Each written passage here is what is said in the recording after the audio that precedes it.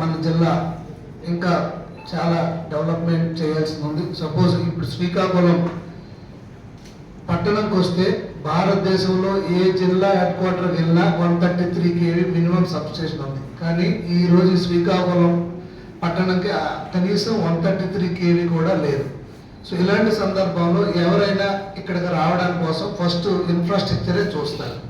So ఇలాంటి సందర్భంలో మనం ఇక్కడ డెవలప్మెంట్ జరగాలంటే తప్పకుండా నీటి వనరులు కానీ అలాగే ఎలక్ట్రిసిటీ, రోడ్ కనెక్టివిటీ ఇవన్నీ మనం ప్రొవైడ్ చేయగలగాలి. మనకి సుదీర్ఘంగా నేషనల్ హైవే ఉన్నప్పటికి కూడా మిగతా రోడ్ కనెక్టివిటీస్ ఇప్పుడు పాతపట్నం జమ్మూ జంక్షన్ నుండి తప్పితే మిగతా ఏ రోడ్ కనెక్టివిటీస్ కూడా వెరీ పూర్ కండిషన్స్ అన్ని కూడా.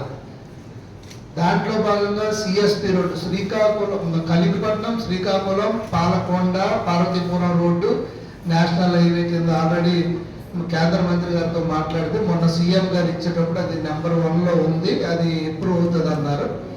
అది అలాగే నౌపడ ఆ రోడ్డు, డోలా నౌపడ రోడ్డు, బత్తిలి అలిగమ్మ ఇవన్నీ కానీ మనం చేయగలిగితే నేషనల్ హైవే కిందకి మనకు మంచి రోడ్డు కనెక్టివిటీ ఏర్పడుతుంది.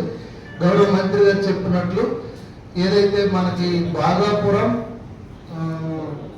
ఈ మూలపేటకి 4 లేన్ రోడ్స్ కానీ వేసుకోగలిగితే 900 పైచీలకు ఉన్న తీర ప్రాంతంలో 200 కిలోమీటర్లు ఒక్క మన జిల్లాకే ఉంది.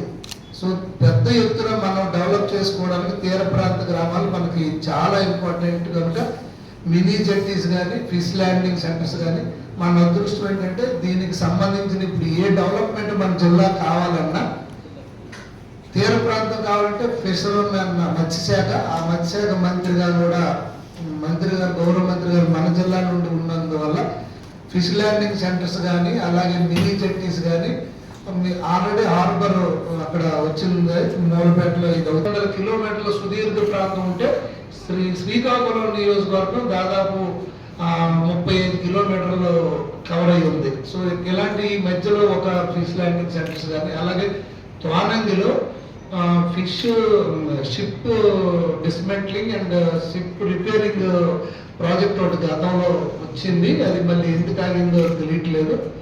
అదొకటి. నెక్స్ట్ బలరాంపురంలో 1600 acres ల్యాండ్ ఉంది, అది ఫారెస్ట్ వాళ్ళకి అప్పట్లో డెవలప్ చేయమని ఇవ్వడం జరిగింది. అప్పటి గౌరవ మంత్రి లక్ష్మణ్ గారు ఇది మోస్ట్ ఇంపార్టెంట్ చేసి అప్పుడు మనం ఉండేటప్పుడు ఇస్తే నేనే ప్లాంటేషన్ చేసి అక్కడ ఎవరో ప్రైవేట్ వాళ్ళు మన ఆర్టీఓ గారికి చెప్పాను, ఎందుకు ప్రైవేట్ వాళ్ళు లీజ్ ఇచ్చారు వాళ్ళు ఏదో పట్టుకుంటున్నారు ఇన్ఫర్మేషన్ అడిగాను ఆర్టీఓ గారు. ఈజీపేటలో కడుతున్నారు కానీ మీరు ఓపెన్ చేసింది బలరాంపురంలో కూడా అది ఎక్కడ చాలా 1600 ఎకరాలు